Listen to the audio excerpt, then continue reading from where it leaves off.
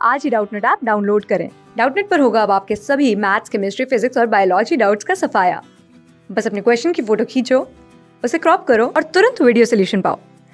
Download now. तो इस प्रश्न में हमें क्या पूछा गया है कि उत्तल दर्पण के मुख्य फोकस को परिभाषित कीजिए। और जो दूसरा हमारे पास प्रश्न है वो क्या है, उत्तल दर्पण और अवतल दर्पण में से किसका फोकस दर्पण के पीछे स्थित होता है, ये हमें बताना है। तो चलिए इस प्रश्न को यहाँ पे हम हल कर लेते हैं। तो पहले हम उत्तल और अवतल दर्पण को समझ लेते हैं कि कौन सा दर्पण उत्तल होता है और कौन सा दर्पण हमारा अवतल होता है। तो हमारे पास में अगर एक गोलीय सतह है, ठीक है, एक गोलीय सतह है, तो उस गोलीय सतह के जिस तरफ हमारे पास केंद्र होता है, जिस तरफ केंद्र होता है उस तरफ के भाग को अगर हम लेपन कर दें, केंद्र के भाग का लेपन कर दें, और बाहर की सतह होती है हमारे पास जो केंद्र के विपरीत की जो सतह होती है, अगर वो सतह हमारे पास परावर्तक रहे तो उस दर्पण को हम बोलते हैं उत्तल दर्पण। वो हमारे पास में क्या होता है, उत्तल दर्पण होता है।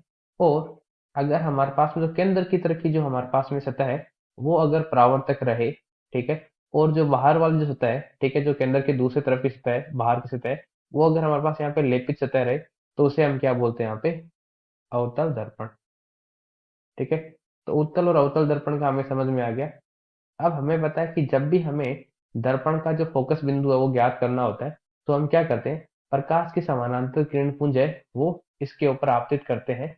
तो अगर जो प्रकाश की समानांतर किरण पुंज है उसको आपतित करने के बाद में जिस बिंदु पे मिलती है या फिर जिस बिंदु से निकलती हुई प्रतीत होती है वही उसका क्या होता है, मुख्य फोकस होता है। तो हमारे पास में अभी किसका पूछा है, प्रश्न ए में पूछा है हमारे पास में कि उत्तल दर्पण की मुख्य फोकस को परिभाषित कीजिए। तो यहाँ पे हम देख सकते हैं कि ये हमारे पास में उत्तल दर्पण है। इस उत्तल दर्पण पे जो मुख्य अक्ष है उसके समांतर में जो प्रकाश की किरण हम इसके ऊपर आपतित कर रहे हैं, ये प्रकाश किरण इसके ऊपर आपतित कर रहे हैं ऐसे। ठीक है, तो परावर्तन के पश्चात क्या हो रही है, ये हमारे पास परावर्तित किरण है जिनको मैं यहाँ लाल से दिखा रहा हूँ, ये परावर्तित किरण है कुछ। ठीक है, और जो परावर्तित किरणें होगी वो क्या कर रही है, हमारे पास में एक दूसरे से अपसारित हो रही है, कहीं पे मिल नहीं रही है। लेकिन यहाँ पे अगर हमारे पास में अगर कोई भी हमारे पास में दर्शक होगा जो यहाँ पे होगा हमारे पास, जो दर्शक कुछ यहाँ पे हमारे पास दर्शक है, तो वो दर्शक क्या देखेगा, वो दर्शक ये देखेगा कि ये हमारे पास में जो परावर्तित किरण है वो किसी बिंदु से, मुख्य अक्ष से किसी बिंदु से निकल के आ रही है। उसको ऐसा लगेगा कि जो परावर्तित किरण है वो इस बिंदु से निकल के आ रही है, जिस बिंदु को हम क्या बोलते हैं यहाँ पे, फोकस बिंदु बोलते हैं। इस बिंदु को हम क्या बोलते हैं, फोकस बिंदु बोलते हैं। किसकी केस में, हमारे पास जो उत्तल दर्पण होता है उसी केस में। तो हम यहाँ पे क्या बोलेंगे, हम यहाँ पे बोलेंगे इसकी जो परिभाषा है उसको देख लेंगे। जो हमारे पास ए सवाल है उसका पहले हम हल देख लेंगे। तो हम लिखेंगे कि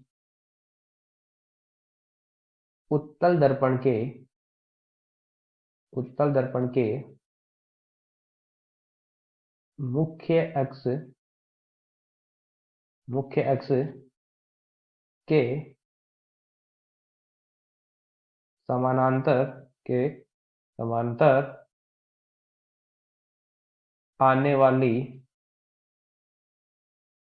आने वाली प्रकाश किरणें, आने वाली प्रकाश किरणें परावर्तन के पश्चात, ठीक है, परावर्तन के पश्चात मुख्य अक्ष के, मुख्य अक्ष के जिस बिंदु से, जिस बिंदु से आती हुई प्रतीत होती है, आती हुई प्रतीत होती है, प्रतीत होती है, उसे ही हम, उसे ही हम उत्तल दर्पण का मुख्य फोकस कहते हैं, मुख्य फोकस कहते हैं। तो समझ में आ गया होगा कि मैं यहाँ पे क्या बता रहा हूँ। मैं बता रहा हूँ कि जो प्रकाश की समानांतर पूर्ण किंज है, ठीक है, वो क्या हो रहा है, किसी उत्तल दर्पण की जो हमारे पास मुख्य अक्ष है उसके समांतर में जो प्रकाश की किरण यहाँ पे इसके परावर्तित हो रही है, तो परावर्तन के पश्चात वो क्या हो रही है, एक दूसरे से अपसारित हो रही है, दूर दूर तक हो रही है या दूर दूर हो रही है एक दूसरे से, तो ये मिल नहीं रही है वास्तविकता में। तो इनको मिलाने के लिए हम क्या करेंगे, पीछे की दिशा में बढ़ाएंगे। मिलाने क्या करूंगा, इसको जो हमारा दर्पण है उसके पीछे की दिशा में बढ़ाऊंगा। तो क्या होगा, यहाँ पे जो देखने वाला दर्शक होगा उसको क्या लगेगा कि ये जो प्रकाश की किरणें इस बिंदु से निकलती हुई प्रतीत होगी। उनको क्या होगा, उसको लगेगा कि इस बिंदु से जो प्रकाश की किरणें वो ऐसे निकल के आ रही है। तो इस बिंदु को हम क्या बोलते हैं, इसको बोलते हैं हम उत्तल दर्पण का मुख्य फोकस। ठीक है। अब दूसरा क्या प्रश्न पूछा है हमारे पास में, उत्तल दर्पण और अवतल दर्पण में किसका फोकस दर्पण के पीछे होता है। तो यहाँ पे अगर हम अवतल दर्पण की बात करें तो प्रकाश की किरणें जब भी इसके ऊपर आपतित होगी तो परावर्तन के पश्चात किसी एक बिंदु पर अभिसारित हो जाती है। ठीक है। तो जो दर्पण है उसके सामने किसी बिंदु पे अभिसारित हो रही है। लेकिन उत्तल दर्पण पे क्या हो रहा है, दर्पण में क्या हो रहा है, जिस दिशा पे हमारे पास परावर्तक सतह है उस दिशा से ये क्या कर रही है, अभिसारित हो रही है, सॉरी जो अपसारित हो रही है, मतलब दूर दूर फैल रही है।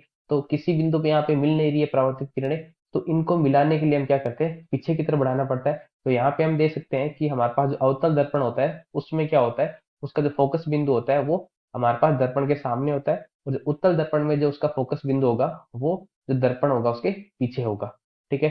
तो हमें जो वह प्रश्न है उसका अगर हमें उत्तर बताना है कि किस अवस्था में हमारे पास जो फोकस होगा वो दर्पण के पीछे स्थित होता है, तो हमारे पास उत्तल दर्पण की स्थिति में होता है। तो हमारे पास जो उत्तल दर्पण होता है उसकी स्थिति में हमारे पास जो फोकस बिंदु होता है वो दर्पण के पीछे स्थित होता है। तो ये इस प्रश्न का हमारा सही उत्तर हो जाएगा।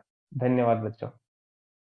क्लास 6 से 12 से लेके नीट, IIT, जेई मेंस और एडवांस के लेवल तक 10 मिलियन से ज़्यादा स्टूडेंट्स का भरोसा। आज ही डाउनलोड करें डाउटनेट ऐप या व्हाट्सएप कीजिए अपने डाउट्स 8400 400 400 पर।